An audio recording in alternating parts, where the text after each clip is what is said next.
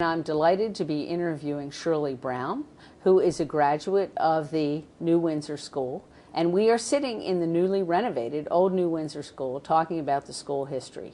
Shirley, tell us what years you attended the school. I came from 1943 to 1955. It was my entire 12 years. So I guess you had classes on every floor of the school, is that right? That's correct. The elementary was on the first, and as you moved up to each floor. Tell us how you got to school. I walked. At that time, I'm not sure how far it is, but I was too close to the school and the bus would go by, but I had to walk. But that was probably good. And what did you pass on your way to school? My way to school, there was an ice house, a 10 building, and at that time, most of the local people did not have electric refrigerators at that time, and the ice was made in huge molds, probably about 100 pounds, and then broken into small chunks, not broken, but yeah, put into small chunks and delivered to people's homes and put in their old oak ice boxes. Yeah. And tell us, what else did you pass in school? Did you, was there another school in the community? Oh, at that time, on my way home, and near me was the African American school, and I would stop in the evenings and talk to the teacher who roomed with a family near us, and it was kind of exciting to hear their stories, and I would help dust the blackboards. And last year, I went to visit one of the teachers, as she is now 93, and very alert and had wonderful stories, but she had been there before I knew this teacher, but told me wonderful stories about the school. I was trying to find a photo of it, and the school was moved, and it's now in Westminster on Church Street, and was part of the original Robert Moton School. Well, did they have food in the school when you attended it here? Yes, they did. It was home cooking, and it was quite good, except I do remember in probably the second grade, I was eating lunch, and the teacher was very adamant that we cleaned our plate. It was everything had to be eaten. And I came upon these creamed onions. I thought, oh, I cannot eat these things, but what do I do? And so when she turned her back, I wrapped them in a napkin and tucked them under my plate. I thought, oh, wow, I made that. So I was very careful to what they were having on the menu because I didn't want to do anything wrong. And, well, what was your favorite food on the menu? Oh, my favorite was Miss Helen Saylor was this wonderful baker, and she made sticky buns. We had hot sticky buns, and the aroma was just heavenly. And everybody would look forward to the day of the sticky buns. Well, I'm sure in those days there was no smoking allowed in the school as there is now. Right. Did anybody smoke in the school? Well, at that time in the 50s, I guess belonging to the Brethren Church, we were very against and not used to seeing ladies smoke. And as we kept seeing our English teacher coming out of the boiler room or furnace room, whichever you want to call it, we were wondering what was going on as we found out she was smoking. And so we decided we would talk to her about this. And so she gave us an explanation that in college, in drama class, that she was in many plays and she had to learn to smoke to be in this play. And so I guess she became addicted. But it was a neat story. Well, now you were the yearbook editor, is that correct? Right, right. Tell us how you put the yearbook together. Well, with only 20 students, everybody was on a committee, and it worked out quite well. We had a professional photographer in Westminster, Dan Engler, and of course with no computers and the like as we have today, he would help us crop the pictures, and we would go there and work in it was actually in his home, and his little boys were running in and out, but it was a really family occasion, it seemed like. But we made it through, and Madeline Myers, who is now Madeline Hyatt, was our class book advisor and was very helpful in getting it completed, but we were quite proud of it. Sure you were. Did you have any field trips while you were here? Well, I suppose you could call this a field trip, but it sticks in my mind. The teachers took us to, I suppose it was C&P telephone switchboard. It was not far from the school, and it was in a private home, and you would go through the, I suppose it was a living room, but the private quarters, and to the second floor, and there were 3 operators. And of course, it was like you would see in an old movie today.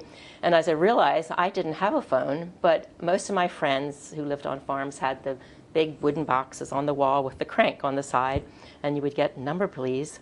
And these operators, so the teacher took us there to show us how we were getting through to make calls. And let's see. Oh, and also, as I visited friends, there was the party line.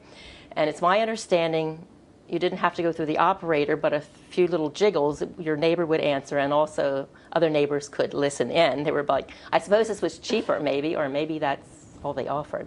But we thought this was exciting. And as I looked in one of the old yearbooks, Rupp's grocery store was 22. That was his number, 22.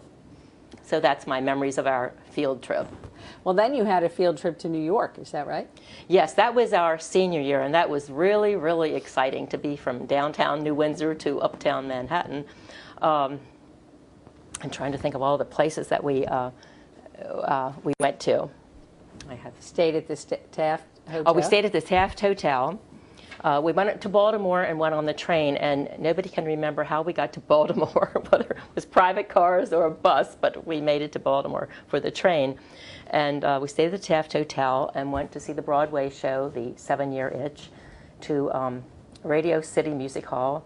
And the most exciting, we thought, was seeing Perry Como with his television show. And, of course, we went to Mama Leone's for dinner. And another one of our memories was a jazz club. And just we girls went to that, and we thought, wow, this is really neat. But everybody was having a drink, but I suppose they didn't mind if we had a Coke. And as we went out, the boys were peeking in the window, and they thought, what was this? And they were scared to go in.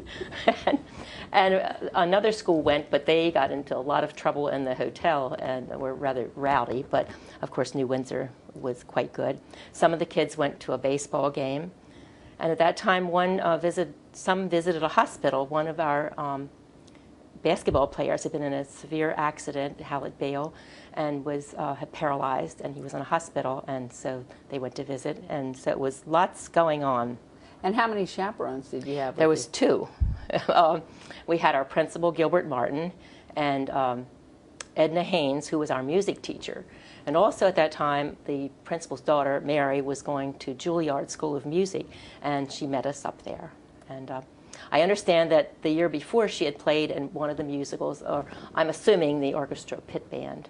But that was really, really exciting for us. It sounds like a From wonderful Thursday trip. to Sunday, and we thought that's a big trip. Indeed. It's my understanding it was the last year of overnight trips. I'm not sure why, but that's the story, so we lucked out. Well, tell us about your prom. Where did you have your prom? The prom was in the school gymnasium, and I think half the fun was decorating with the tall ladders and hanging streamers, the crepe paper streamers from the basketball net or the basketball hoop, and we had lots of balloons and the Adirondack chairs around the sides, which looked quite nice, and of course it was so fun to get dressed up, and our one big dance of the year was very good. What did you do after school in New Windsor? One of our favorite places was Brownie's Corner, which was just close to the school, and they had wonderful fountain cokes, which were so fizzy then, and sodas and milkshakes, and you could get light fare. But one of the things I remember was that tons of comic books. I guess comic books were in back in the 50s. And I worked there during the summer and sometimes after school. So you could whip up a mean milkshake, I guess. Pretty good, yes. The only thing I hated, at night they had ice cream and people would come in and want to have it hand dipped. I don't know whether they thought it was better that way, but it was not easy. I didn't like that. And then, of course, Pilson's drugstore had a soda fountain also, and that was quite good. And it was close to the movie theater.